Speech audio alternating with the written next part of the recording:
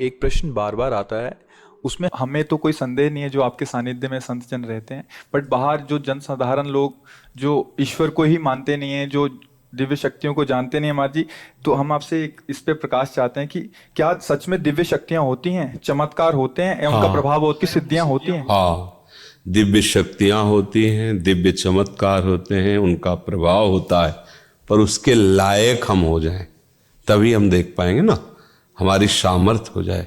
अभी क्या है कि हमारे पास जितनी आध्यात्मिक शक्ति होगी उतने ही हम दिव्यता को देख पाएंगे।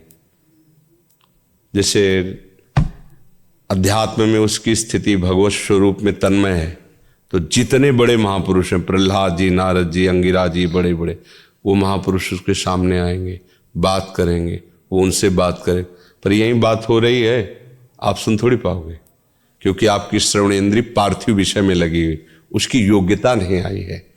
ऐसे ही जितनी भी दैवी शक्तियां हैं, पहले हमारे अंदर दैवी सद्गुण आवे और हम उनके सिद्धांत से चलें, फिर उनके मंत्रों का जाप करें, तो हमारे अंदर वो शक्ति जागृत हो जाएगी।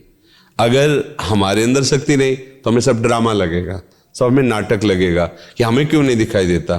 तुम्हारा आध्यात्मिक शक्ति विषयों के भोग में नष्ट हो चुकी है, तुम्हारे अंदर सामर्थ्य नहीं रह गई, जो विषय चाहता है तुम्हें रौंद देता है।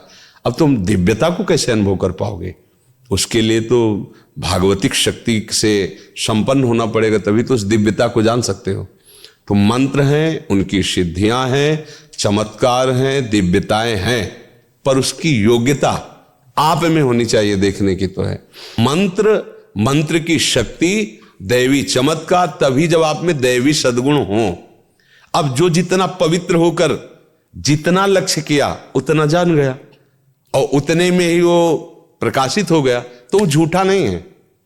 ऐसा नहीं कहा जा सकता कि झूठ है, ऐसा नहीं, ये सब है, पर तुम कितना उसे स्वीकार। हमने अपनी आंखों से देखा कि एक जानवर की ऐसे टांग में किसान के अस्त्र लग गए तो उसे खून बह रहा था, तो एक बूढ़े बाबा है, गांव में वो प्रसिद्ध थे खून बांधने के लिए, ऐसे रज लिया और 2 मिनट ऐसे मंत्र बोले और ऐसे किया, बस केवल घाव था, एक बूंद खून बाहर नहीं निकला, एक बूंद। ये हम आंखों से, तो उन्होंने मंत्र सिद्ध किया है।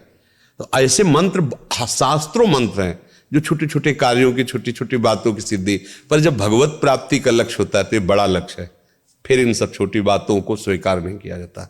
ये उनके समीप जाने से स्वाभाविक हो सकता है, वो नहीं चाहेंगे, वो चाहेंगे यही कि आप सच्चिदानंद भगवान में लगे। पर आपकी जो कामना है, तो कल्पतरु भगवान की आराधना करते तो उनके प्रभाव से हो सकता है आपकी कामना पूर्ण हो जाए।